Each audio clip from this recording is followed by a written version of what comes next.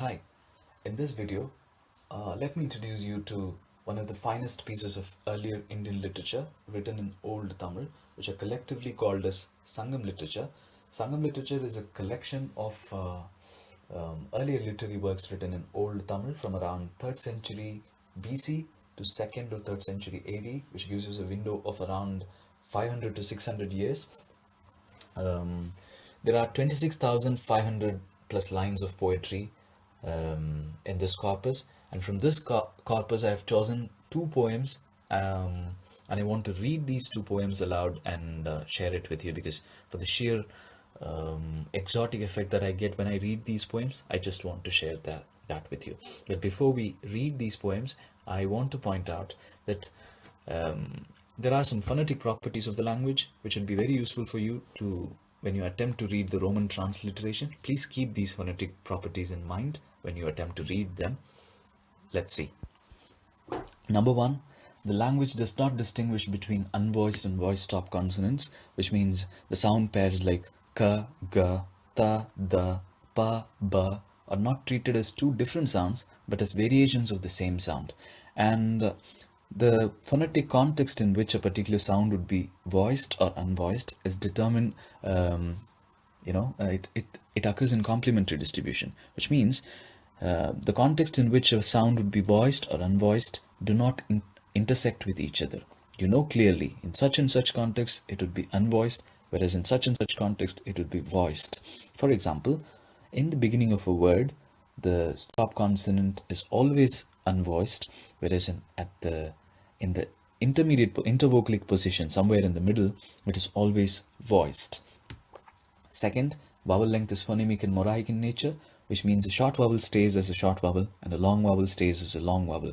You can't change the length of the vowel by shifting the stress to some other syllable and then subsequently shortening the first vowel, which happens in English. We say photograph and then photography, stress shifts to T and the length of the vowel O is shortened now.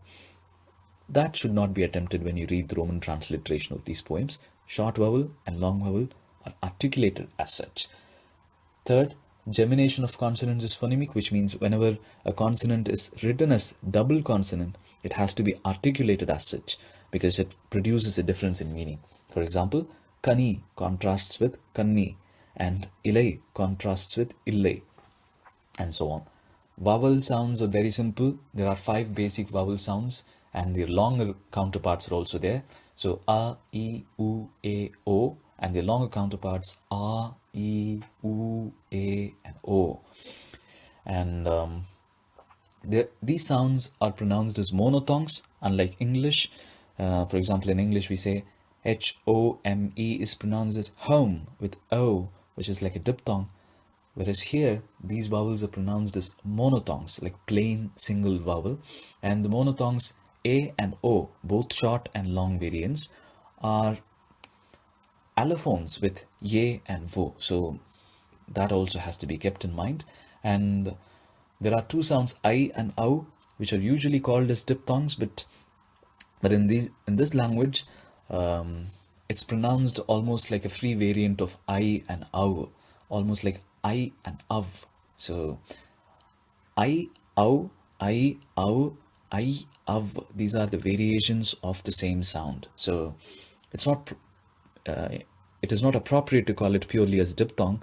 Sometimes it is pronounced as a diphthong, sometimes it is pronounced as a sequence of two vowels, sometimes it is pronounced as one vowel followed by a semi-vowel followed by another vowel.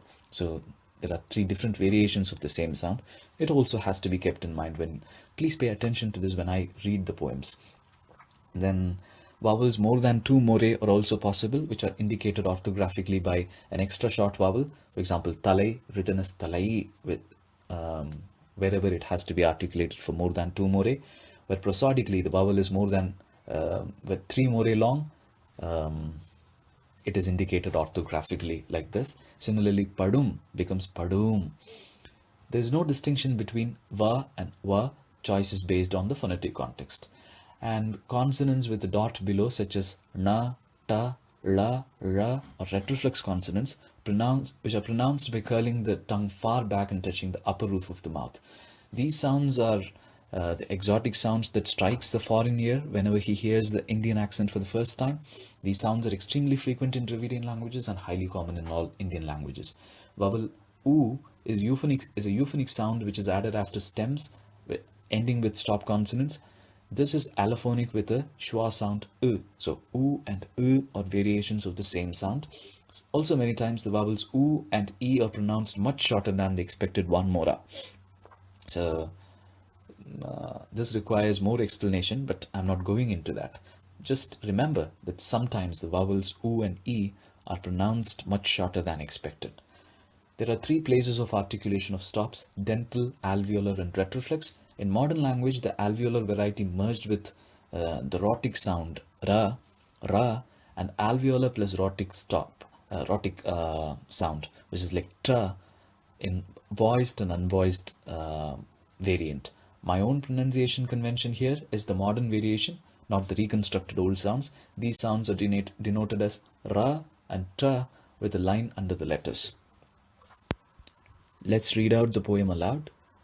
ஆரம் தாழ்ந்த அணிகளர் மார்பின் தாழ்தோய் தடக்கை தகைமான் வழுதி வல்லை மன்ற நீனயந்தளித்தல் தேற்றாய் பெரும பொய்யே என்றும் காய்சனம் தவிராது கடலூர்பு எழுதரும் ஞாயிறு அணையை நண்பகைவர்க்கு திங்களணையை எம்மனோர்க்கே. Let's try and understand the poem line by line. ஆரம் தாழ்ந்த அணிகிளர் மார்பின். Aram is garland. தாழ்ந்த comes down. அணிகிளர், ani decorate, kilar move around joyfully, marbin off the chest. So somebody has got the chest which is decorated by the garland which moves around joyfully by coming down from maybe from neck. And then tal toy tadakkai. Tal is lower limb, toy go and extend up to, tadakkai long hand, tagai man appropriately great. Tagai appropriate or proper, man is greatness.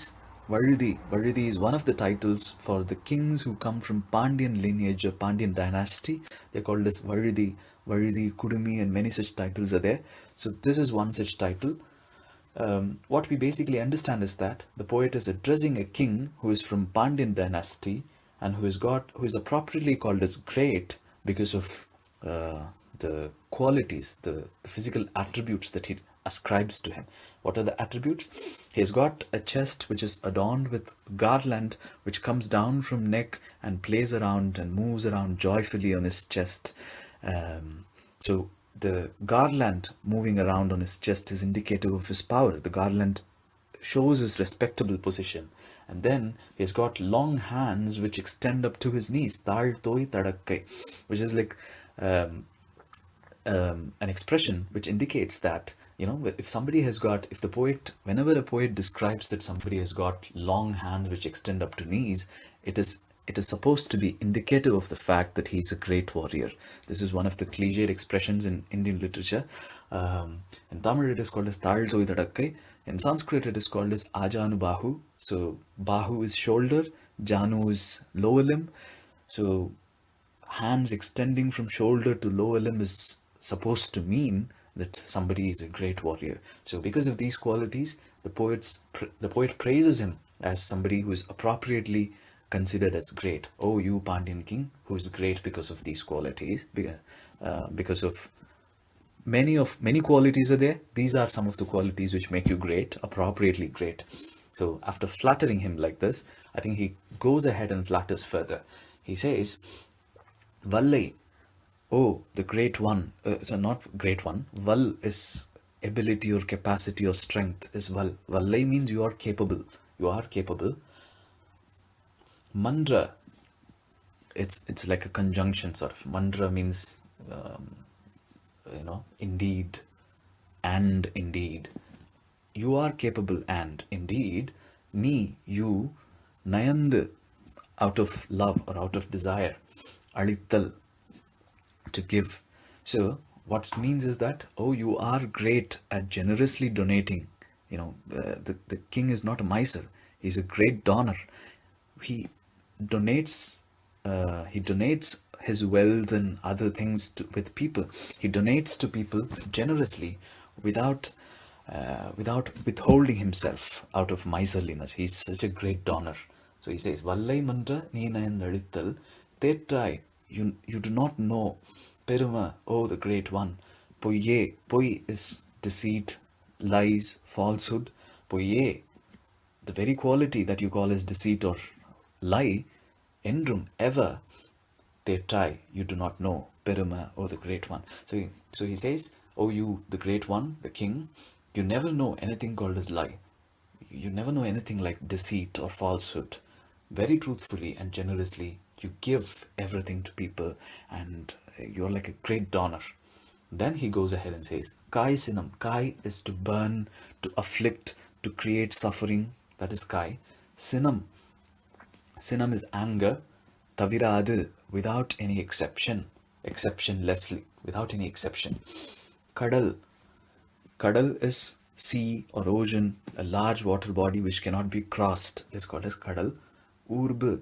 Urbu, by crawling or moving very slowly. Iru is to arise.